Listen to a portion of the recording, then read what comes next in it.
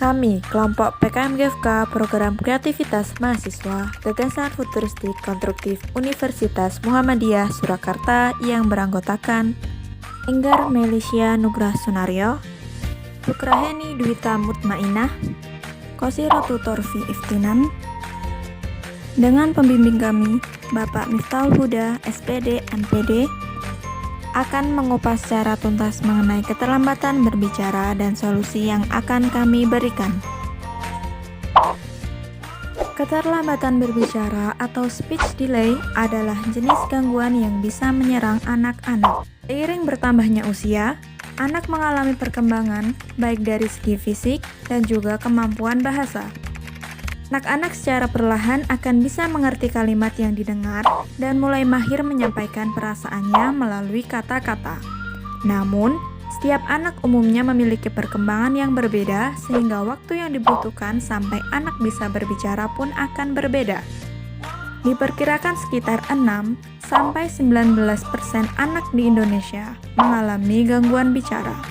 Di Rumah Sakit Dr. Karyadi Semarang, pada tahun 2007 diperoleh data sebanyak 22,9% anak mengalami gangguan berbicara. Di Jakarta pada tahun 2012, anak yang mengalami gangguan berbicara sebanyak 46,8%. Apa saja penyebab keterlambatan berbicara itu? Keterlambatan berbicara atau speech delay disebabkan oleh banyak hal. Yang pertama, terlalu banyak menonton televisi atau gadget. Banyak orang tua yang tidak sadar bahwa kebiasaan menonton TV pada anak bisa membuat si kecil mengalami keterlambatan berbicara. Kedua, kurangnya interaksi dengan orang tua. Jadwal pekerjaan yang selalu menumpuk setiap hari membuat orang tua kesusahan meluangkan waktu untuk berinteraksi dengan anak-anak. Ketiga, gangguan pendengaran. Anak-anak dengan gangguan pendengaran juga akan mengalami masalah pada percakapan. Keempat, kelainan organ bicara. Kelima, autis. Autis adalah gangguan perkembangan perseptif yang ditandai dengan adanya keterlambatan dan gangguan bidang kognitif, perilaku, komunikasi atau bahasa dan interaksi sosial.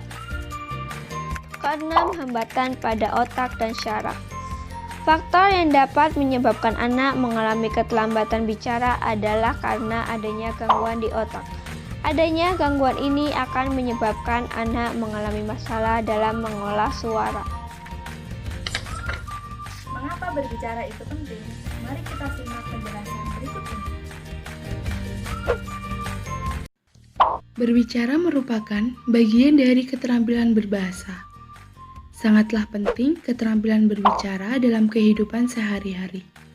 Sebab kita dituntut harus dapat berbicara yang baik serta dapat memberikan pengaruh yang positif bagi masyarakat maupun lawan berbicara. Mengapa keahlian berbicara itu sangat penting? Karena berbicara adalah salah satu cabang dalam keterampilan berbahasa sebagai alat komunikasi dalam menyampaikan sesuatu kepada orang lain. Oleh sebab itu, kita harus berusaha dalam berbicara, karena ada orang yang hanya salah bicara dapat menyebabkan masalah dan pertengkaran di dalam kehidupan sehari-harinya. Biasanya, orang yang terampil dalam berbicara dapat menutupi kelemahan dirinya, meredam kemarahan, dan mendamaikan pertengkaran.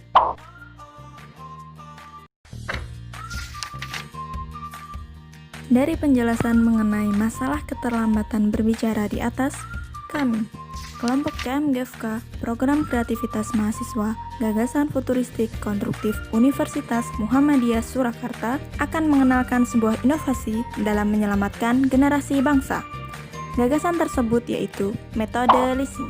Metode ini diambil dari kata learning with singing yang akan dilakukan ketika pembukaan dan penutupan kegiatan pembelajaran yang nantinya guru akan memberikan kelas tambahan untuk siswa yang mengalami keterlambatan berbicara. Mengapa metode ini dinilai mumpuni?